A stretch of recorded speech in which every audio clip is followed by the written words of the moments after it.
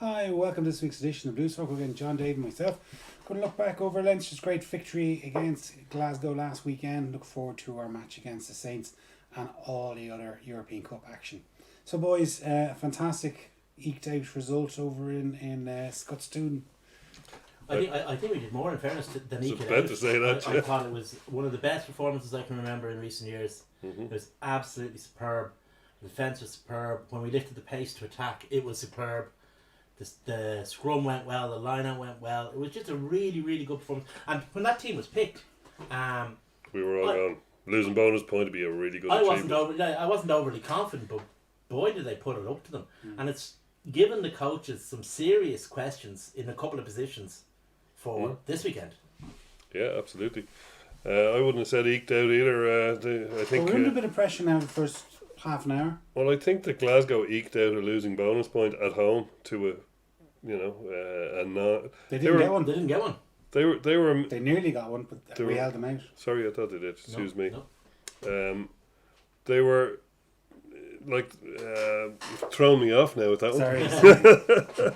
Completely. They got over the line twice, but super defence. Like Yeah, obviously, you're right. Of course, 23-10. Yeah, Jared loose course once they and did. held up once. yeah. They didn't score again after they were 10-3. After half an hour. Yeah. Yeah. So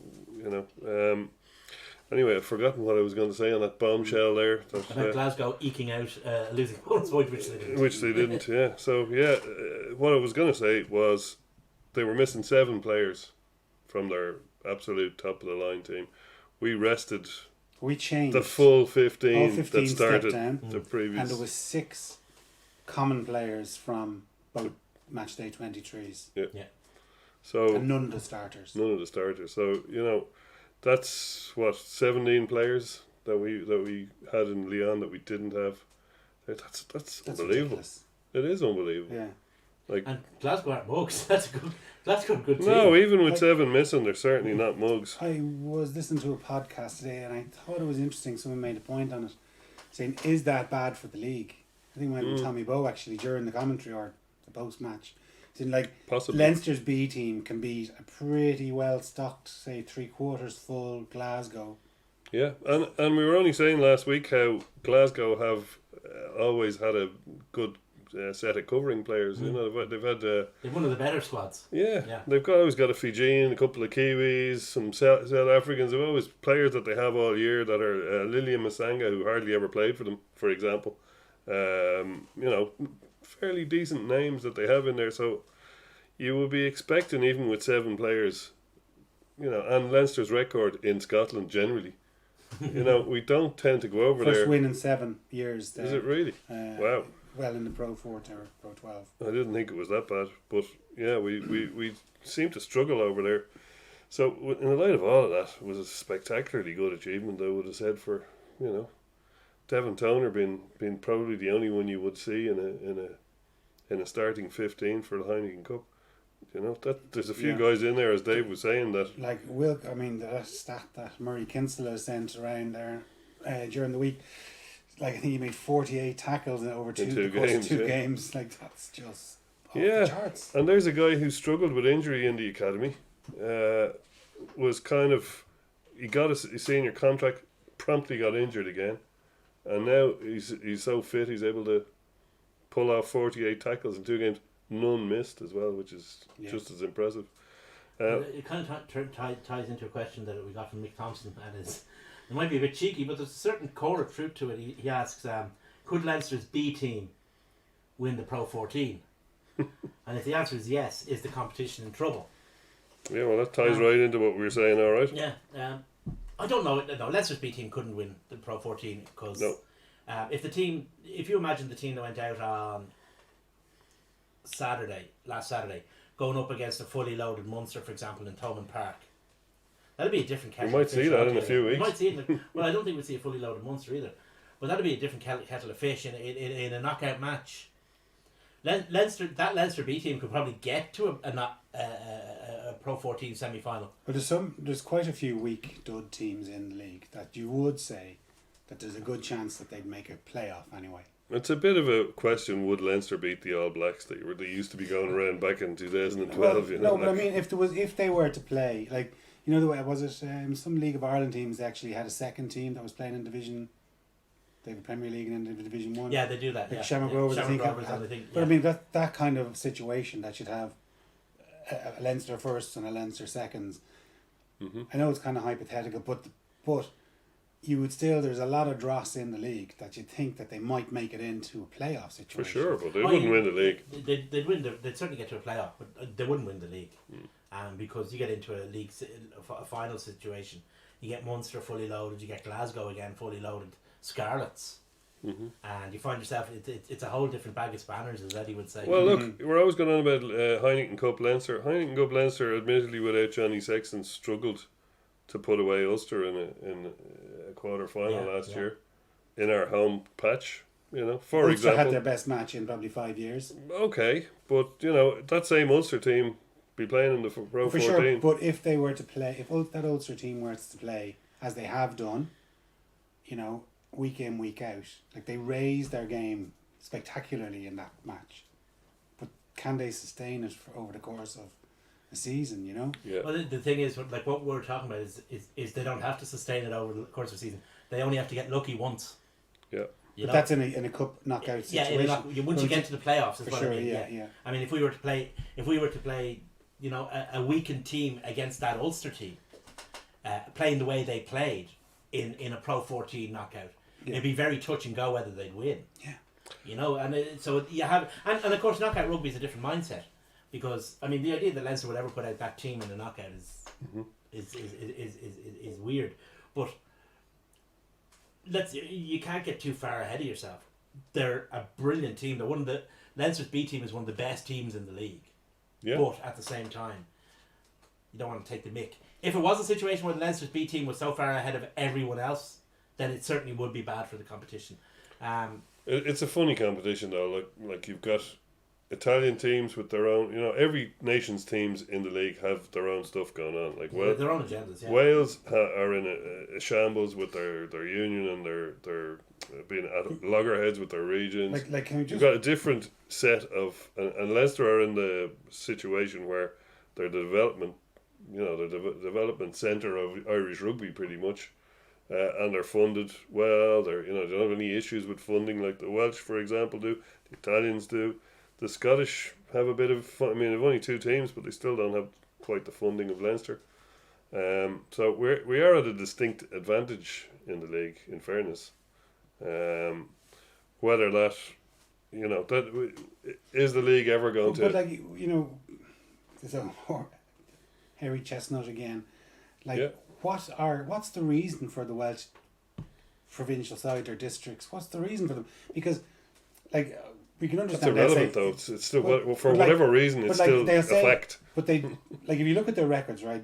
Like, Ospreys are an absolute disgrace. They're a disgrace. Like the performance that they had against Saracens last Sunday or Saturday week in the European Cup, like they're currently 1 from 7 in the Pro 14. They're going to be Nobody's absolutely. arguing. And no. But my point is, like, they'll say, "Oh well, the Pro 14 doesn't do it for us."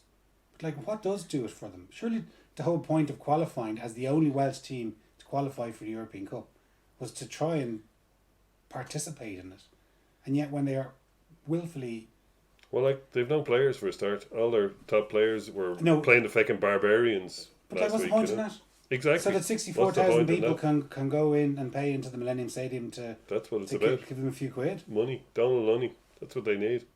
Like, you could do a 3-hour podcast on the Yeah. problems Let's of not get Welsh sucked into that. on the problems of Welsh regional rugby, and you wouldn't even scratch the but surface. like when we get through all the results and after we look forward to our match against Saints, I do want to talk about the CVC. I knew you were going to bring I that am up. All going to right. bring it up because I think it's worth talking about it. and- Okay. Well, let's press on. So Yeah. come back to it. But like even okay, we'll stick with the Welsh team for a moment.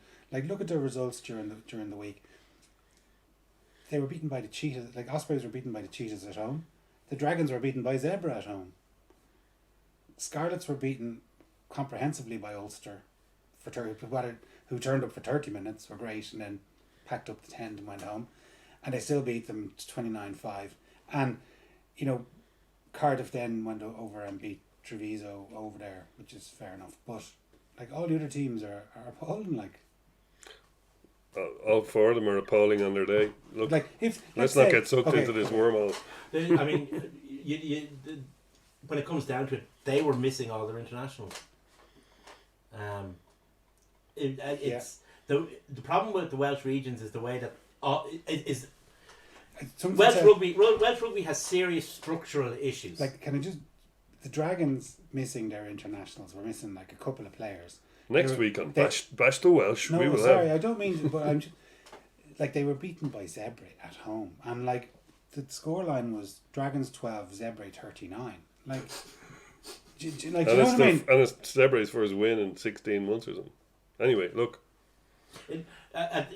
Look, we can go back and talk about the CVC thing, and that's fine.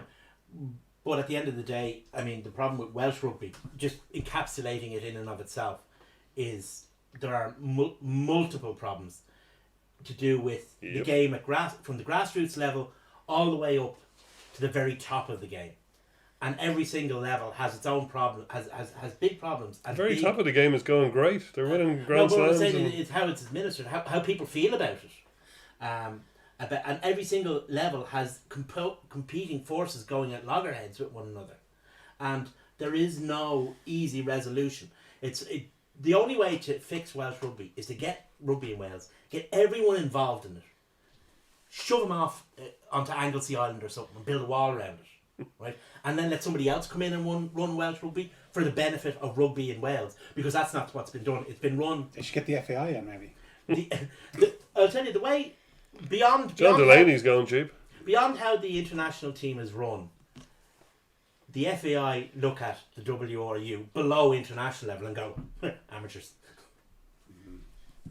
Anyway, can we move swiftly back to Yes. Rugby. Yeah. rugby Okay. and matters Glasgow and Leinster?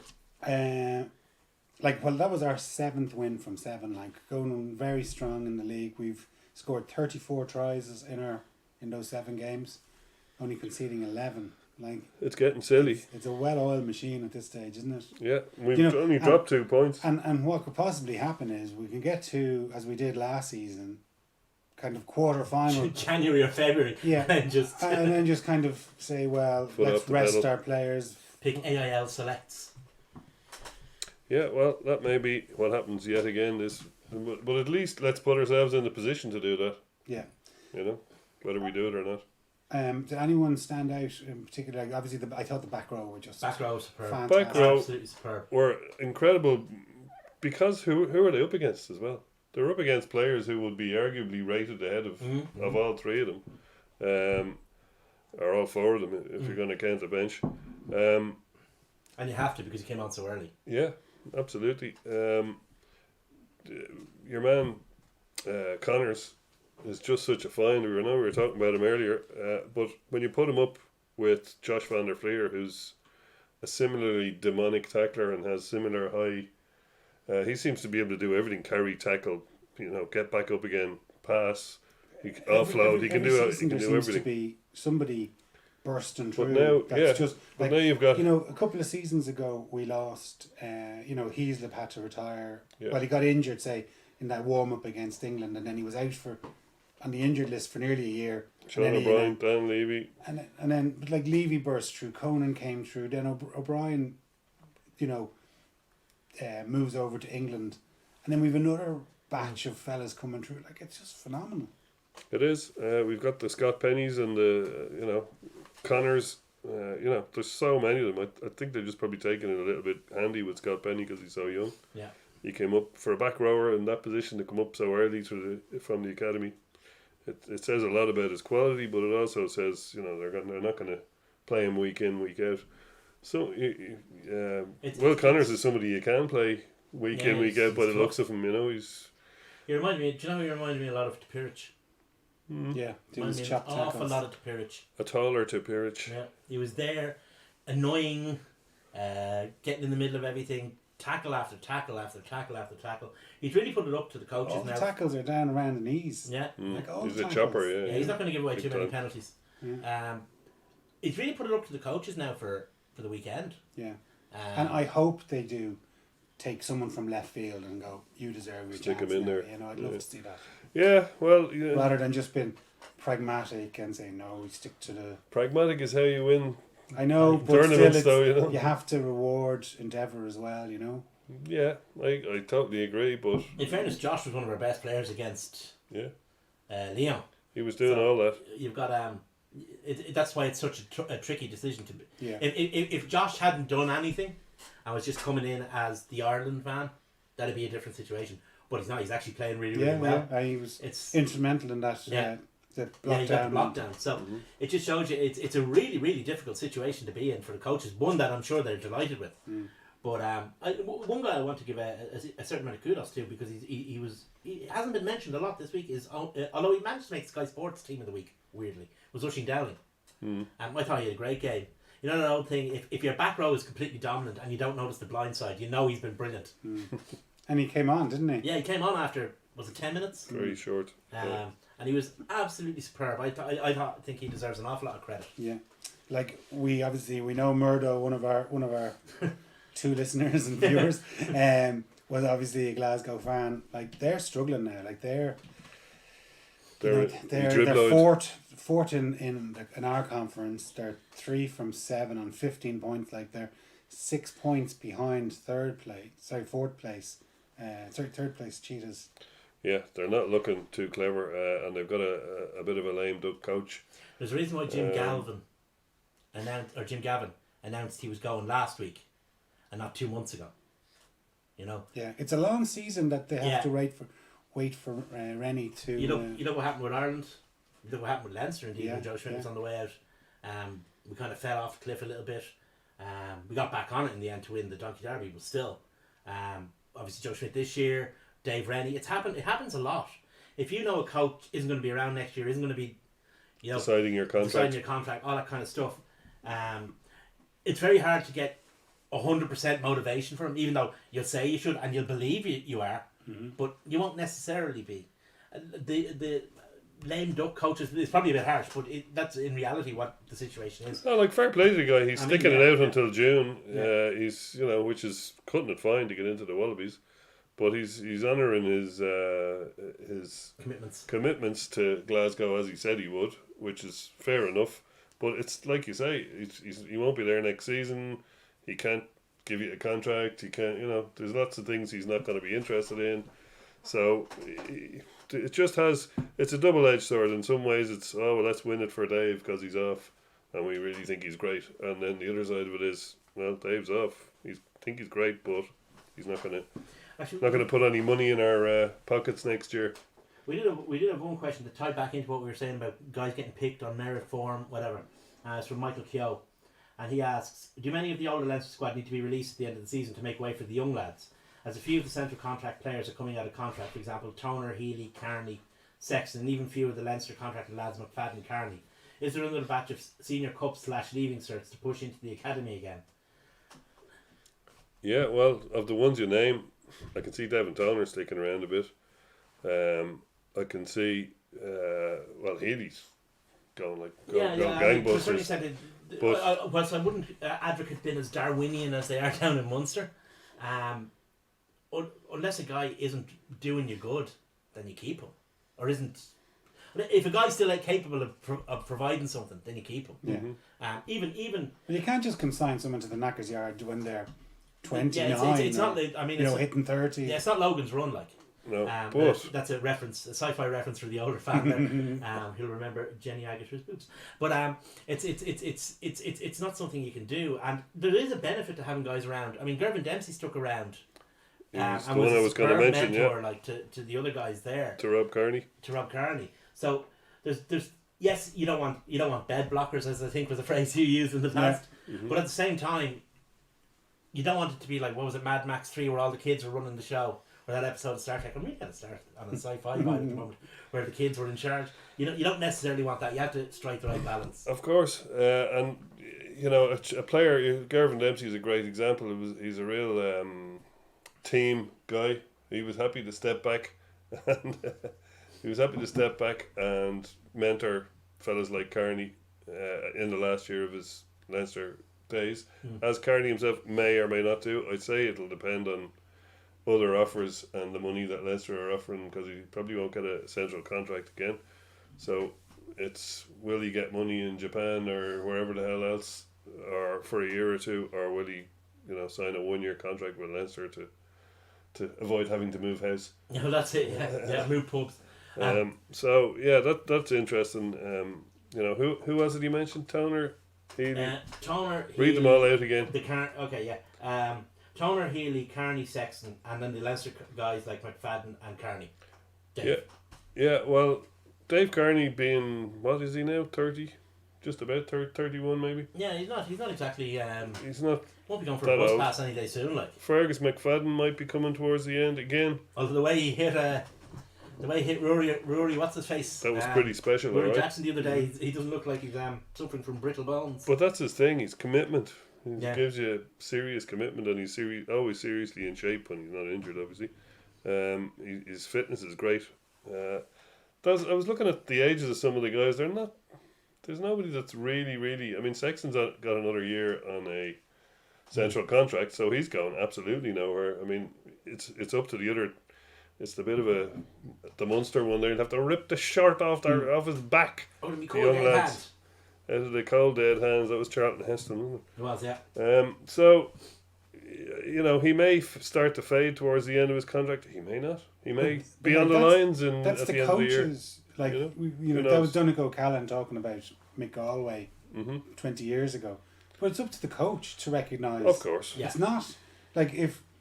Well, I think that's what's meant by ripping the shirt No, off I his know back. that, but the point is that Donegal Callan in his book was criticising Mick Galway because he gave me nothing. But it's up to the coach to recognise Donegal, not Mick Galway.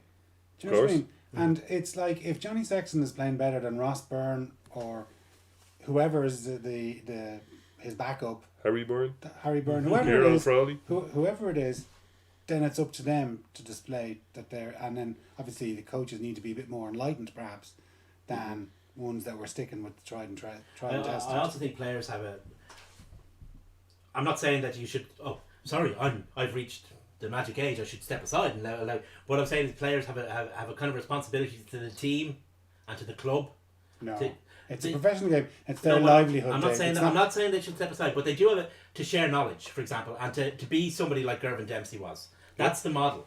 Not Most of the good ones are like not that. like the selfish guy who sits in the corner and won't share any information or anything like that. That's Yeah, that in the end becomes a poison. yeah, for sure.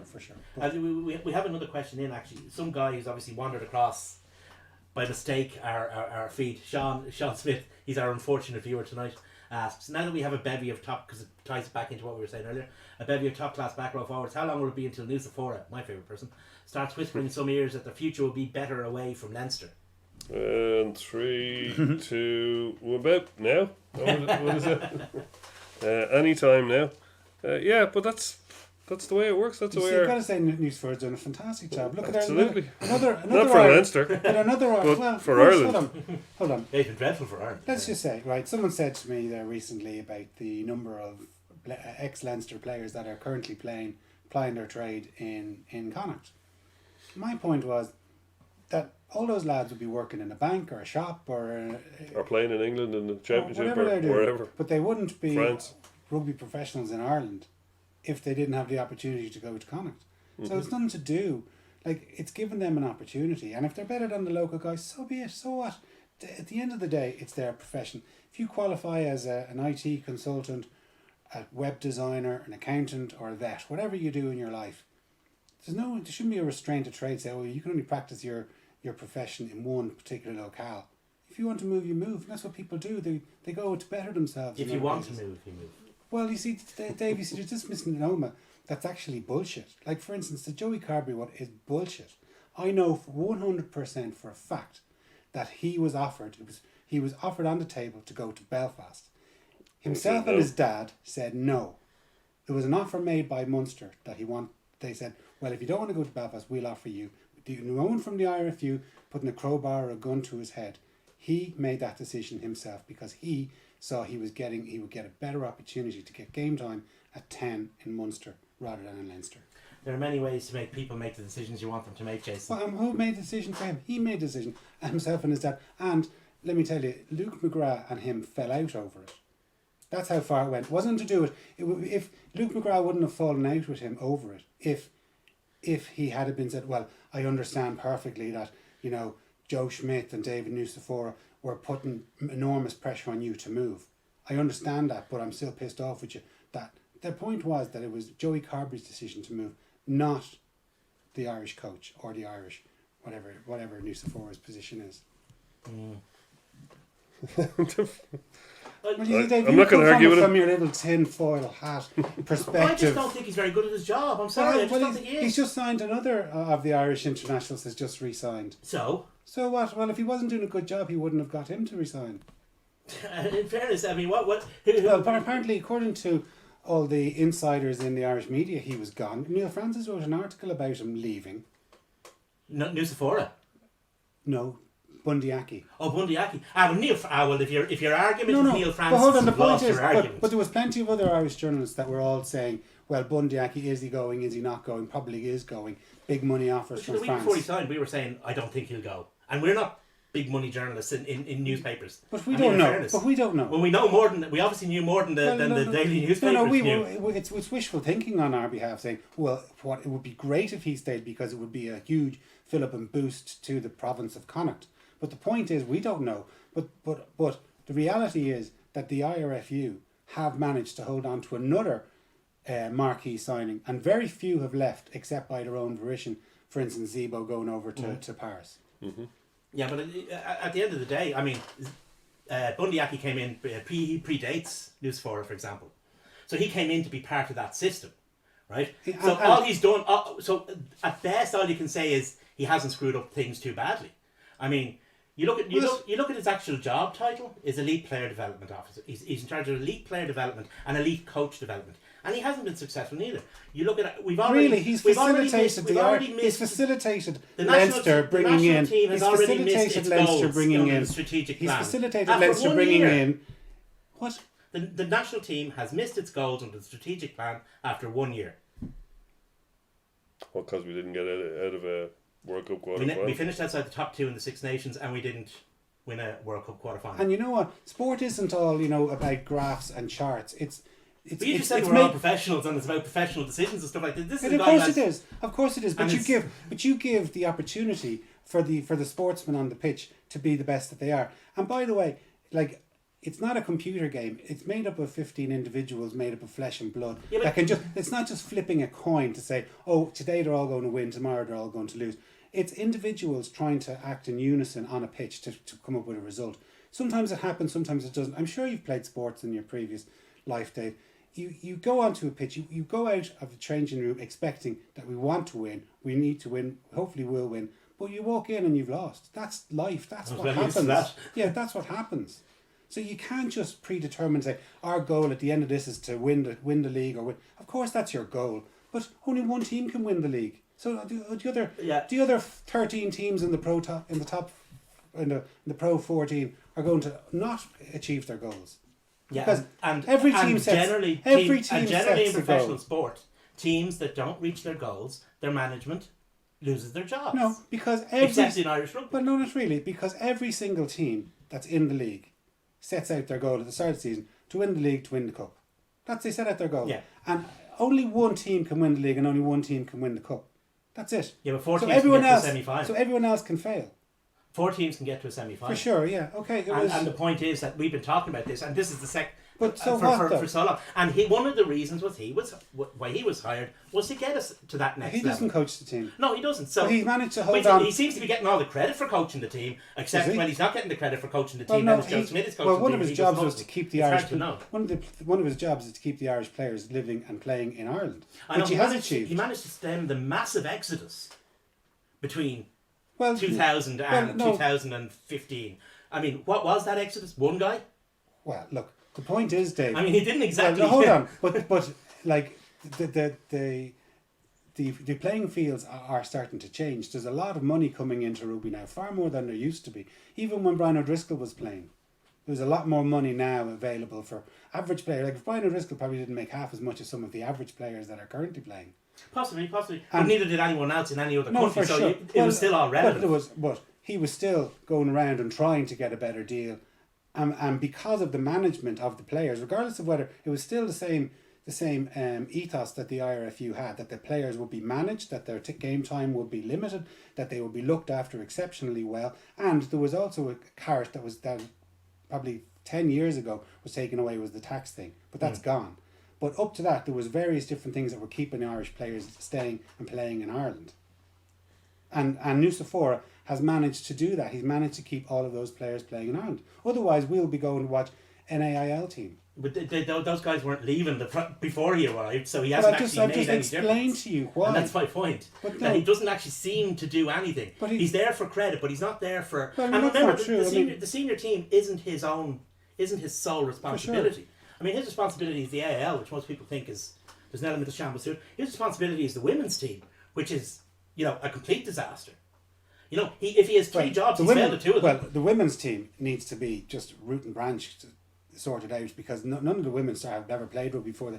Lindsay Pease never played a game of rugby before. That's a ridiculous situation. That's nothing to do with him coming in. Well, it is to do with him coming. It It is because he put guys in charge who are completely incompetent.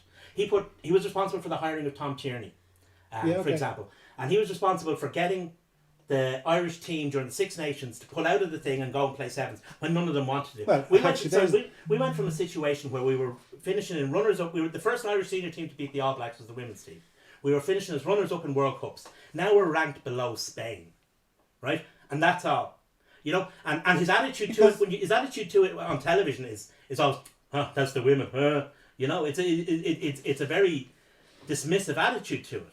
And it's fair enough. I'm not saying that the women should be accorded the same kind of, in terms of the same level of money spent on it just yet, because it has to become a revenue generator. But certainly there has to be the same respect given to them, which there certainly isn't. And you take a look at that, and then you take a look at the situation with the AIL, which seems to be, the AIL club seem to be in open revolt against them. Certainly reading what Peter O'Reilly and Brendan Fanning are writing on a regular basis, they're in open revolt against them.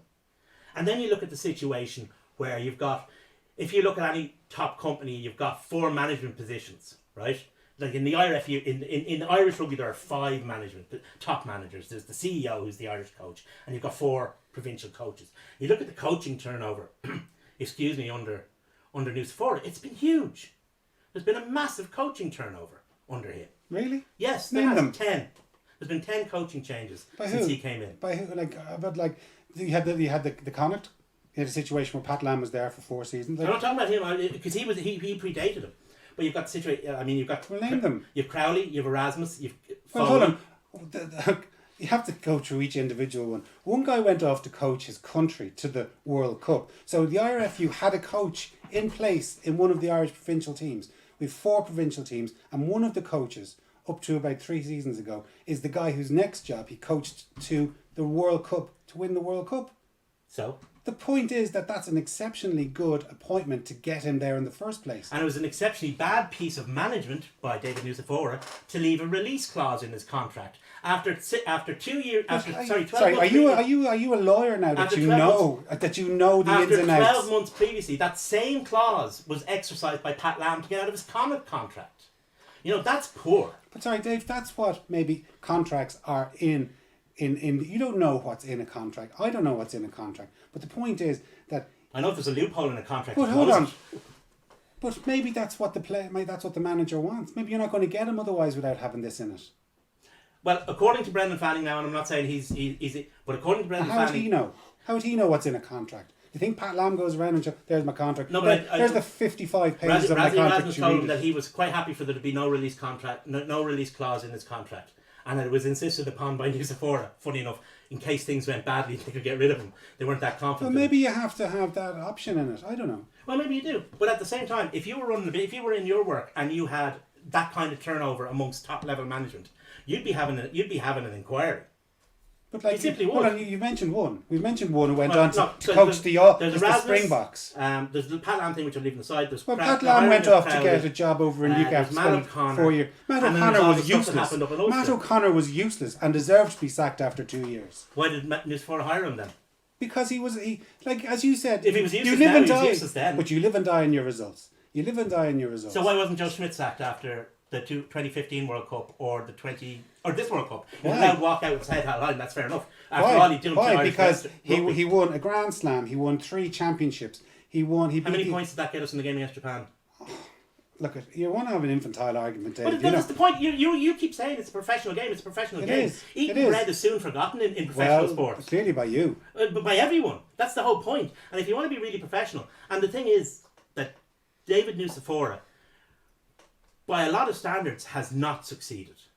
I mean, for example, the Irish Sevens team go into a last gasp repechage to get into the Olympics. Now, if they win, they're in the Olympics, and that's great. But if they lose, they're out. That's a lot of money. Well, not a lot of money, but it's a lot of effort gone into a programme that has failed utterly twice. Funny, the five The lads women- that, the were, women's five lads sevens that were have failed playing twice. on Leinster's team that played for the Sevens seemed to do Yeah, pretty well, I didn't they? looked at their stats. I think they played 4 times between them Doesn't for the matter. Irish It Sevens. doesn't matter. They were involved in the setup and they were given exposure at that level, rather than going off and playing in your beloved AIL. I think they played a lot more AIL than they did Sevens. Well, for sure, but they still were. They probably played they a were lot more still, Gaelic football than they did well, Sevens. they were probably involved at a high level of international competition rather than just running Well, around. Sevens. In Sevens, yeah, and training in that environment. Most of them were picked. Training that environment. Most of them were picked in Grand Prix squads, which is the Doesn't matter. B level. Doesn't So- matter. They were still in a higher professional level than playing against amateurs in I'm not the so sure AIL. about that because Well, like, you don't know because you haven't been down in a rugby club or laced up with boots in years. no, none of us have. No. But the point I'm making is that playing any level of rugby union is better preparation for rugby union than Sevens. Well, I is. think it's practicing skills because when you go out and you're not, to get fit, you need to run, you need to do weights. You don't do weights playing rugby. You don't run 3 miles playing rugby. No. You don't. No, So it's all part of building up your physique, your fitness, your endurance, etc., etc. Getting skills, practicing passing. That skill doesn't matter whether you're playing rugby league, rugby union, or Sevens. You still pass the ball and practicing off your left hand or right hand. Mm-hmm. Playing 2-on-1s, 3-on-2s. All of these skills are things that you can practice and that you should be practicing. As if you're in part of the Sevens team, you're training as a professional.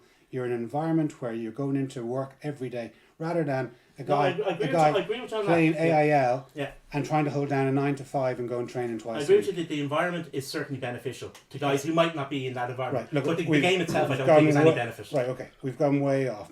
Well, perhaps now, since we're off track, is a good time for a question that I've been given to ask you, Dave. Did your position on the value of Sevens as a development path soften when Hugo Keenan threw the offload for Kelleher's second try against Absolutely not. Glasgow? It actually confirmed it. Because one thing about Sevens, the problem I have with Sevens, I have a shovelette in my car. If you want to keep digging. the problem I have with Sevens as a sport is that it doesn't actually prepare you for top level rugby union the way that the game is played now, because you have So you don't pass, you don't run, you don't support. you don't have twice as much space against half as many players as you do in Sevens, the way you do in Sevens. So that try that, for example, in Keenan, that was all done between the 10 and in 10 yards. All that passing was done in 10 yards. You wouldn't get that in Sevens. That's just simply a skill under pressure that you wouldn't that situation wouldn't be replicated in Sevens at all because of the nature of the sport. I'm not saying Sevens is a bad sport. I enjoy watching Sevens. I just don't think it has anything really to do with modern rugby union. I think rugby league is more of a better analogue than Sevens for modern rugby union. Well, we all agree, but we wanted to ask you that question nonetheless. Anyway, moving our attention away from that debate to our game against Saints next Saturday. So the last time we played them was in the Heineken Cup 3 seasons ago. We walloped them in Lansdowne. I think we put 50 scored points on them. 60 I think. 60, was it? And then Wow. we beat them over in Franklin Gardens 37. It was the other way around. We beat them first In the first round it was in Franklin yeah. Gardens 37-10. And then we beat them 60 points to 13. We have to have our In a game Christmas. where Joey Carpy had to go off after 15 minutes, and we also lost Rob Carney very early as well. We had to on 40 just after half time. We had to make a lot of changes. That was actually kind of the game where the team that won the European Cup the season before last came Came of age. kind of thing, because they had a lot of adversity and still came through it. Mm-hmm. But I was looking at it earlier. I was saying to Jason there before we started, I was looking at the Northampton team that played that day and compared it to ours, and then compared it to the Northampton team that played against Tigers at the weekend. It's almost completely different. There's 2 or 3 players and that's it. I mean, Tamara Harrison, who came on as a sub, Tamana Harrison, who came on as a sub, he started on Saturday. Tom Wood is still there. Courtney Laws, who wasn't available but is still around. But that's pretty much it. There's 3 or 4 players. Whereas how many did we count on our team? Was it 5, 6? 5, 6, yeah. We haven't had A few quite more. the churn. I see Stephen Wyler's playing for London Irish now. He is, yeah. Won himself a draw against top seeds Bristol. Yeah. Actually, here, let's go off on a tangent here. This is a mad one. I was just looking at the Premiership table, right? And there are 4 teams in the Premiership that have never been relegated. Bath, Gloucester, Leicester, and whoever the really obvious one is. Bath, Gloucester, Leicester, and anyway. Wasps? Yeah, it is Wasps. Well done. So, those 4 teams are in the bottom 6 of the Premiership. Every team bar Sale, who were relegated quite a while ago, every other team has come back from relegation in the last 10 years. Every other team in the top 6. You've got Exeter, up in 11. You've got Northampton are the oldest. They only come back up into this, so literally came back 10 years ago. Everybody else in the top 6 has come up. Like Bristol are only just up a year now. London Irish are 6th. They only literally just came up. Quins are down the bottom of the table. They got relegated a lot more than they were 06 or something. They were relegated. Like I think your man Will Greenwood was playing for them. Yeah, was that the time that Duffy unfortunately missed the penalty? So the only 2 teams that are in the bottom half of that have never been or that have been relegated. One is Saracens, who were relegated in the amateur era, and one is Quins, who were relegated in 06 or something. So it's basically the whole thing is turned on its head. Now I know Saracens are down the bottom for other reasons than on the field reasons, but Leicester, what a shambles, and what a weird turnaround for English rugby, where all the top dogs are down the bottom and all the relegated teams are up the top. It's still early days. They've only played 5 matches. I was about to say they've only played 5 matches, but like I was just looking at Saints. They've played 4 matches. So they've won 4 of their 5 matches. So they've beaten Saracens, Worcester, Quins, and Leicester. Mm-hmm. I saw none of those matches, and the only team that I've actually seen play this season is Bath. So I've been playing that Ulster match, and they didn't look great. No. And Bath actually beat Saints, so it kind of got me thinking. You know, is it a bit like Leon in the top 14? That it's a bit skewed because of the World Cup players. Yeah. Well, we'll find out. We'll find out. Of course, find out on Saturday. I mean, it could well be because obviously the World Cup has had a huge effect, and England's players were away longer than pretty much anyone else's. And then you've got a situation where the usual kind of bed blocker is at the top of the table isn't there anymore. So there's a bit of a free for all at the moment up there. It's hard to know, and because it's such a new team, such a young team. I mean, apparently after they lost to us the second time, at the end of that year, the time we put 60 points on them, at the end of that year there was a complete clear out. Jim Malander, was he gone at that stage? Malander went, and a lot of others. It was just decided to hit the reset button. Yeah. Younger players in, guys from the academy, they got rid of a lot of the guys they bought in, and they still have 1 or 2, or they brought in new ones since, but they got rid of a lot of the longer term, the guys who've been there longer, and just refresh the whole thing. So we wouldn't necessarily be very familiar with this team. So it's going to be a bit of a learning experience for all. I mean, I'm sure the lads know, the team have seen them, but it's going to be very, very interesting. Mm-hmm. And it's one of those games where you can't, just because we've kind of hockeyed them the last couple of times we played them, or certainly the last couple of times we played them in Franklin's Gardens, we've given them solid beatings. Past performance is no guarantee of future. Indeed. Whatever it is. Yeah. It will be interesting to see though, because I suppose it just depends what sort of team that Leo and Lancaster put out. Well, we obviously know they're going to pick a strong team, but are they? I kind of mentioned it earlier. Are they going to reward? Who have we got? I mean, who have we got in there? But that's the thing, John. Like, are they going to choose? go for the tried and tested, or are they going to give an opportunity to some of the younger guys to come through? I mean, it mightn't be the game to do it in this one. It's probably not. I think there's an element where some of the younger guys are now tried and tested, or certainly on the fringes of it. So there's 1 or 2 positions. I mean, for all, as we were saying earlier, all his excellence against Leon, Josh van der Fleer could find himself under pressure. He mightn't lose his place, but he could find himself under pressure. Like you might see, will Rob Kearney retain his place? Mm-hmm. Would they move Larmour into, and then pick. I don't know. I didn't think Adam Byrne had a particularly good game on. Wasn't terrible either though. No, I mean, a lot of stuff didn't really come his way. In fairness to him, I think away from home, I think that Rob would be the guy they'll pick, especially with Dan Bigger. You have to remember. Yeah. I mean, he can He's find got the that ball on sixpence, his string. You know, he can put that And he ball can on the catch it. sixpence. And he can catch it. Yeah. as well. You need somebody who's able to combat that. And it gives us a good spread with the two guys with Lowe and Larmour. Lowe on the and wings. Larmour, yeah.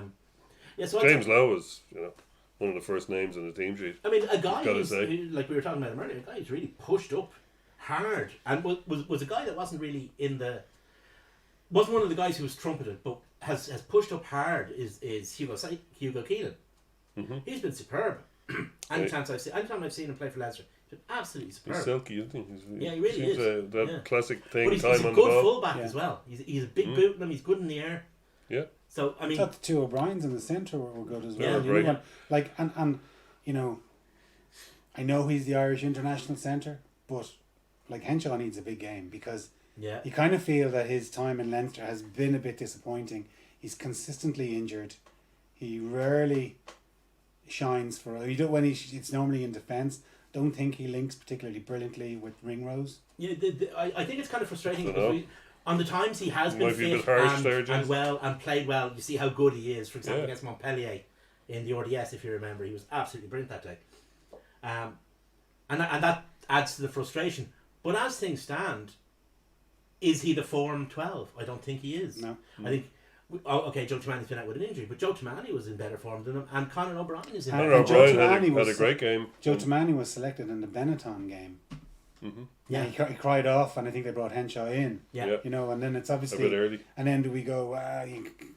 You can't have a foreigner playing ahead of an Irish international. I don't know. Well, look, I can't see past Henshaw and I think Ringrose. they will go with it, but I no, actually I wouldn't be 100%. I wouldn't be absolutely surprised if they didn't. I think Tamani and Conor O'Brien have been in better form than him this year. Yeah. That's not necessarily his fault. I mean, he was injured. He came back from the World Cup late, and he was carrying injuries and all that kind of stuff. And he's had a bad year with injury. I mean, this isn't something that suddenly just developed. It's been going on since the beginning of nearly 12 months. I'd at love this to stage. see how many times he's played for Leinster. Yeah. I mean, I would be shocked if it's more than 30. We're back after that breakdown in communications. David News for his fault. Well, one guy that I just sort of going off topic a little bit, saw Paul Dean step down from the Yeah. Irish manager's job. Suppose it's 3 years. 3 years to do it. Probably a lot of pressure to do that. It's surprising to see a kind of an ex-international. Maybe it's not. I don't know. But he hadn't sort of had a. He kind of hadn't had a record of being involved with rugby management. No. I suppose there's an element of that it kind of makes sense. Maybe they want somebody who's Maybe a new broom. a new broom, and so maybe Paul Dean was somebody that could work really well with Joe Schmidt, but maybe they want somebody who can work really well with Farrell, because not all personality types are the same, and the manager and the coach have to have a certain Yeah, simpatico, you know. Mm-hmm. for sure. Lads, I suppose I kind of was holding this back a bit, and I don't want it to turn into another heated. Let's have a heated debate. We saw CVC. Like I suppose we don't obviously know the full details yet, but we spoke. Indeed, any in fairness. Yeah. But apparently they're buying 27% of the Pro 14. They've bought into the Gallagher Premiership already. Yeah. And there's rumours that they're going to try and buy into the Six Nations too. I think there's only one of those that's been confirmed. Is that right? Just The only thing that's Gallagher. actually been confirmed is the Gallagher Premiership. Yeah. So, but anyway, there's lots of rumours going around. But it was interesting. Keep Like going. Simon Halliday, the CEO of the EPRC, came out and released quite an unusual statement recently, more or less slagging off, saying our in whatever many years it's going, 3 years, 4 years it's going, has been disappointing. We haven't achieved what we needed to achieve, sponsorship from a sponsorship side, from the revenue side, etc., etc.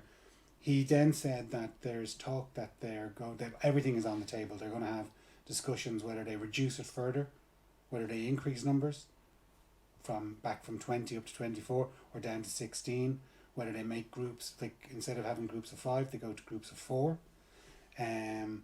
and then what way they're going to just talk that they're going to have back-to-back games as well, rather than having everything a back-to-back game. everything to sort of. But he said it's all up for discussion amongst their stakeholders.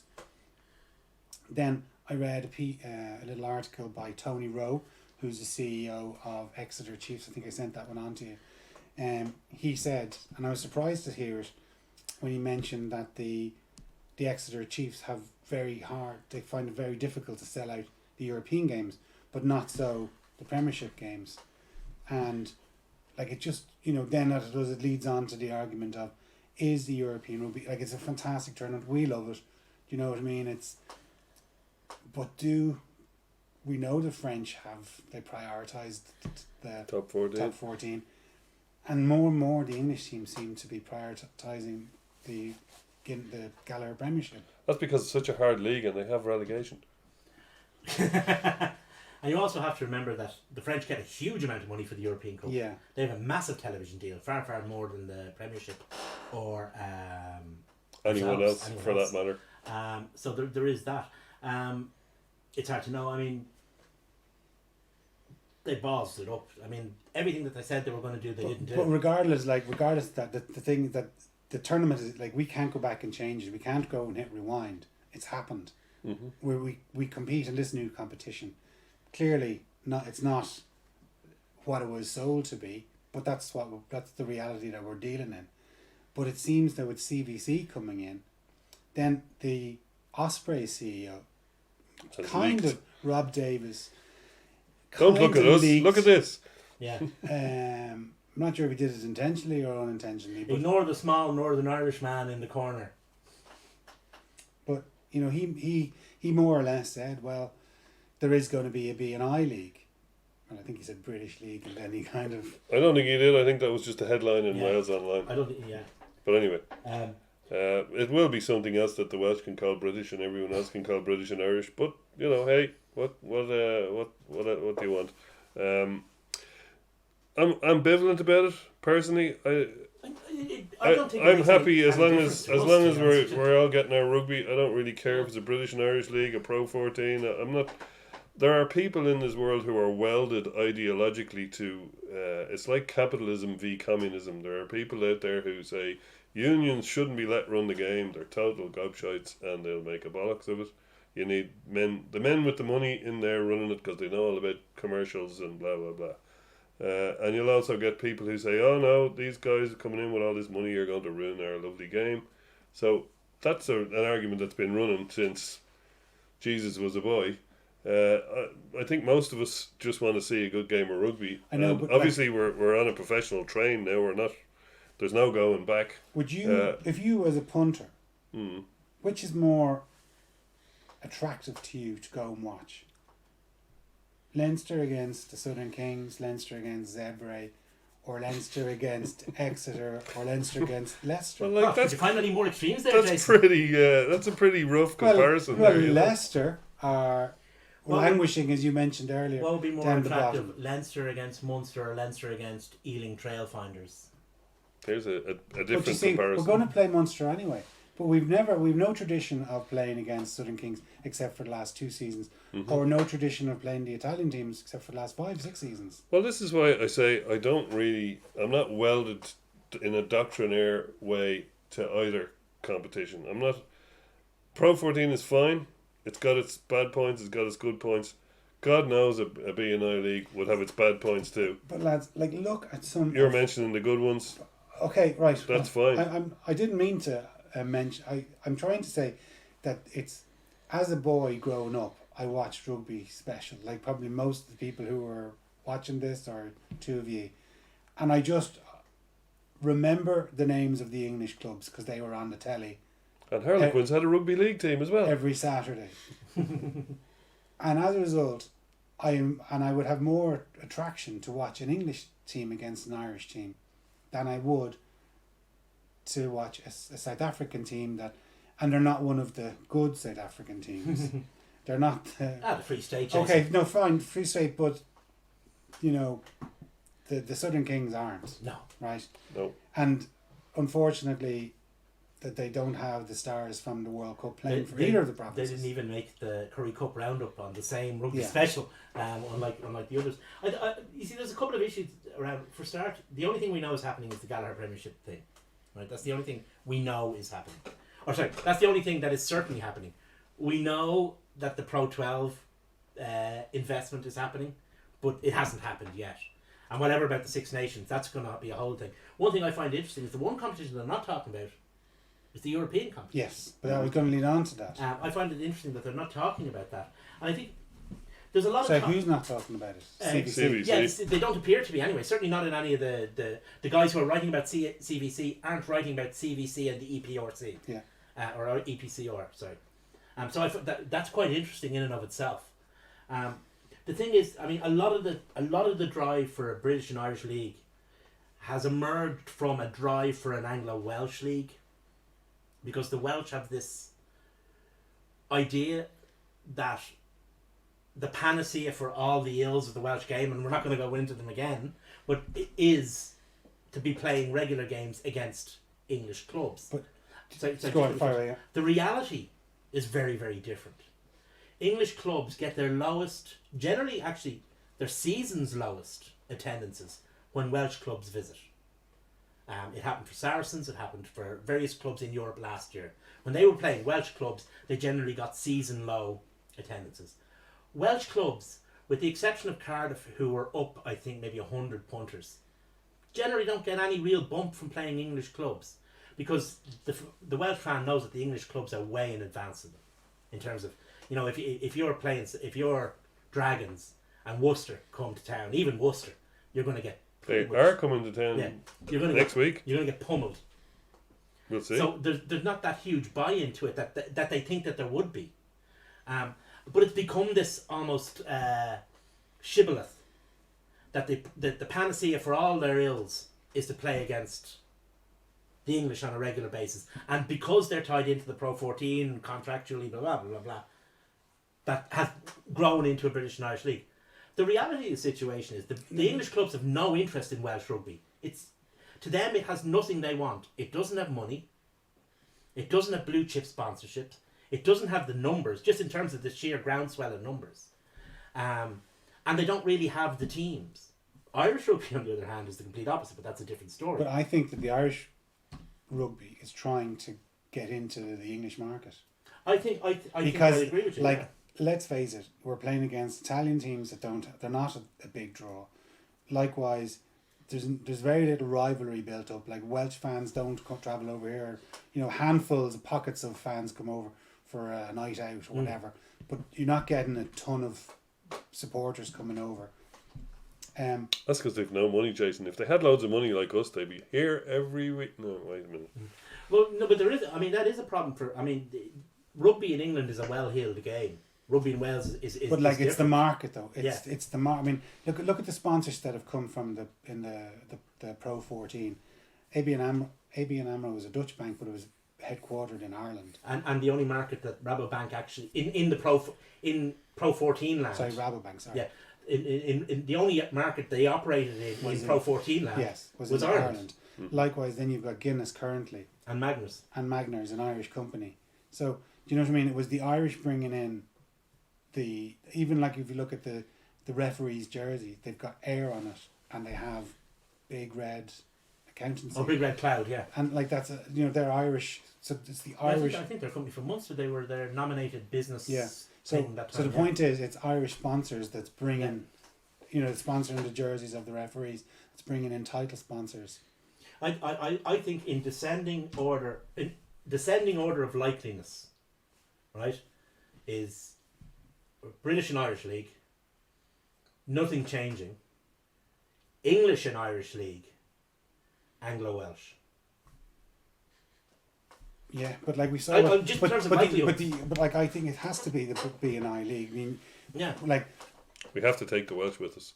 well, I think you're going to have to take For everyone. their own But sake. you're going to have to take. We're gonna have to Well, pretty much where- take where spots we- as well. okay. The South Africans are here a wet day, and if they go, whatever, we will lose a fair bit of money out of it because they brought a bit of a chunk super sport It could. money and all that. Been part of a But league what with- about the poor old Italians who've been here since 2010? It'll be 10 seasons. Are we just going to go, sorry lads? Well, much as the person in me would dislike that intensity, but as I said earlier, it's professional sport. So long and thanks for all the fish. Are we going to have a quick word with Pro D2 and get the Italians into it? Or There is some what's talk happening? around that as well, but at the moment, you see, because there's so little actual information out there, you know, it's hard to judge. I think It's I think definitely you always say, gonna- Look, it's TV, right? TV Yeah. is going to drive this. Which, by the way, sorry, just to go back to what you were saying, the fact that it's England and it will be a kind of a England, Ireland, Scotland, Wales, all those in that competition, that might inspire the South Africans to do something more than they're currently doing, to upgrade things a bit. Like you'd have to. I mean, look at it's just the optics look horrendous when you watch Leinster playing against Zebre. There's 3,000 people in a, you know, there's lots and lots of orange or yellow seats, whatever they are. Likewise, when you see, you know, you're playing in Loftus Verfield that holds 60,000 people, and there's 6,000 people rattling around in it. It looks, you know, it looks as equally as bad as Murrayfield does with 6,000 rattling around in it. But they're at least doing something about it to try and build a 10,000 seat stadium behind it.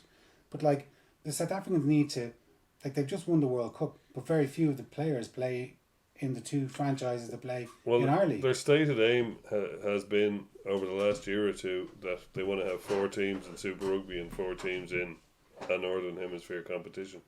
Whether that's a BNI, an SA league, whether it's you know what the hell it is, I don't know.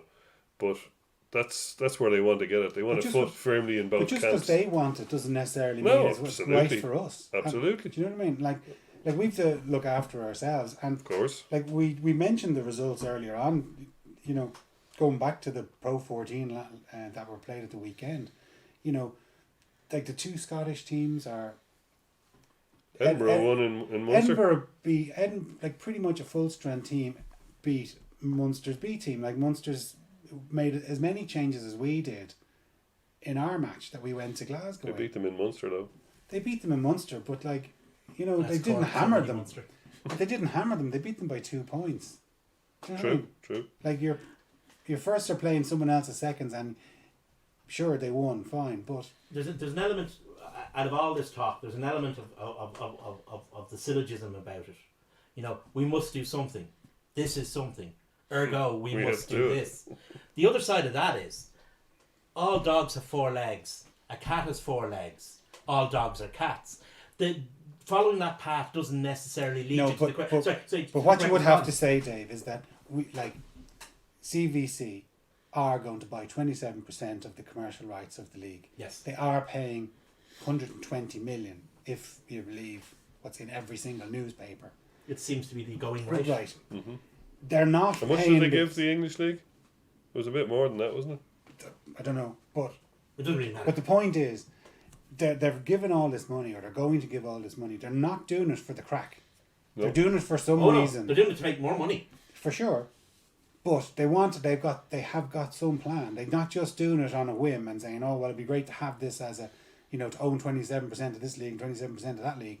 They want to do something with it, and I suppose we're speculating. But then when a guy from Ospreys, CEO of Ospreys, comes in and says, "Well, by 2022, there will be a British and Irish league," you have to sort of say, "Well, something is afoot."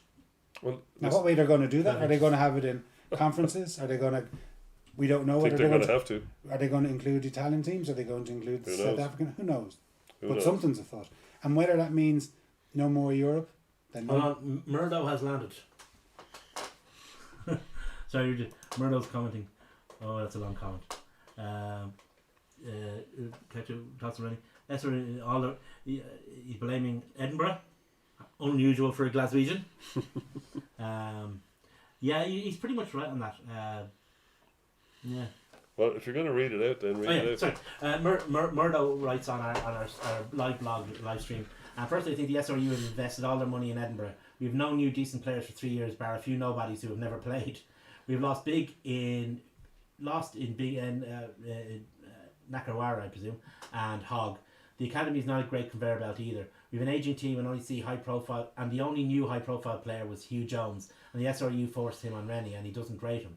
He's the highest earner in Scotland, yeah, which I read in the paper last week that Hugh Jones is the highest earning player in Scotland, and he cannot get even to Glasgow's first team. We are in a bad place and will struggle this year. Same happened 3 years back when Tooney left, though, so perhaps next year. We live in hope. Yeah, that's it. And isn't it funny that of the 5 people that watch this program, 2 of them are called M. Thompson? Yes. Yes. One's Thompson. Yeah, one has a P, and the other one doesn't have a P. Anyway, back to CVC and their machinations. Like I say, I think the British and Irish League is the inevitable end game because of the numbers. But like, we're a minority sport, Yeah, exactly. and we've got 2 leagues encompassing 4 different nations, say in the British and Irish Isles, we call it. Mm-hmm. And The Western Archipelago. there we go. Britain and Ireland. Okay, but like, we've got these 2 rival leagues.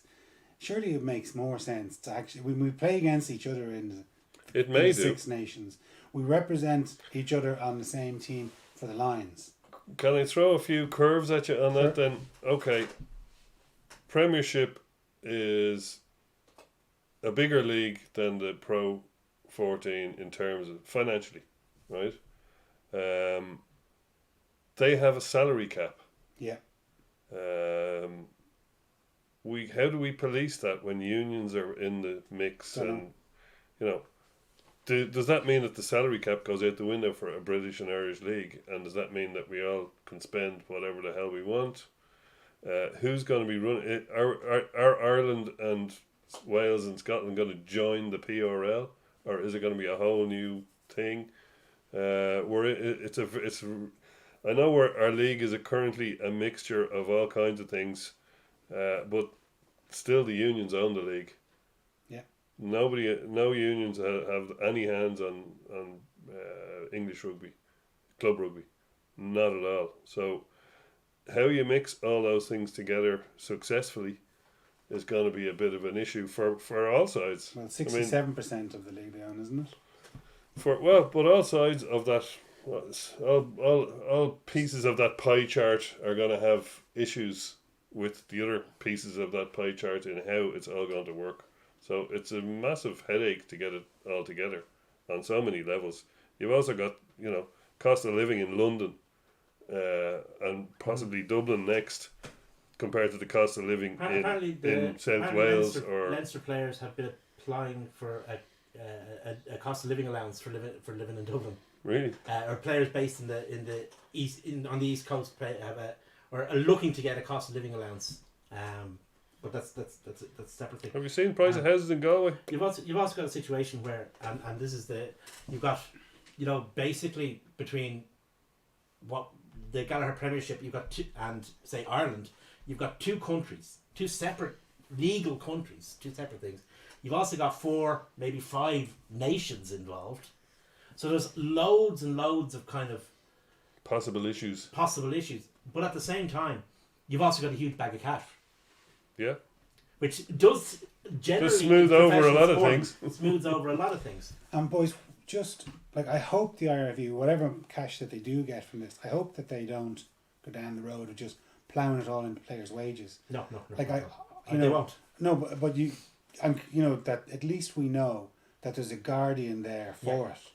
Whereas if, let's say, Exeter are actually, they're a very well run club, I don't know, Saracens are bad. but like, does that cash go back into some billionaire's pocket? Does it go to play wages of players to inflate the market even more? Who knows? But at least that the IRFU are going to buy balls and tackle bags and redevelop changing rooms and whatever of clubs all around the country. When this 27% arrives at in the IRFU bank account, you can be sure that the IRFU will have a number of thoughts on it.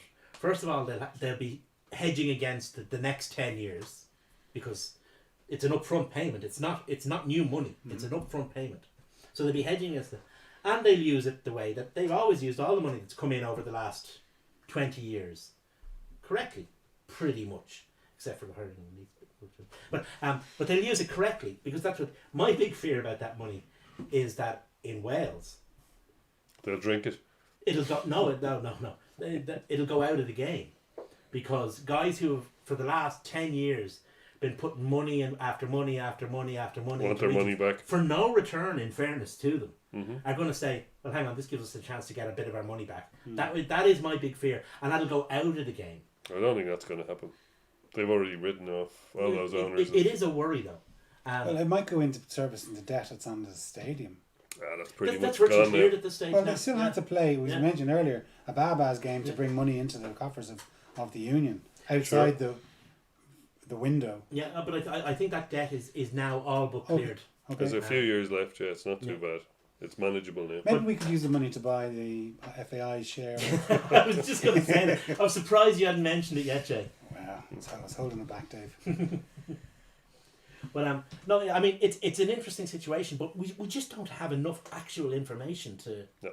That's true. Like the majority of our conversations. Well, yeah, I've never stopped this before, but still, I do think that, like you were saying, that thing about what's his face at Ospreys, I think that was him doing a massive, Solo run. a massive Deflection.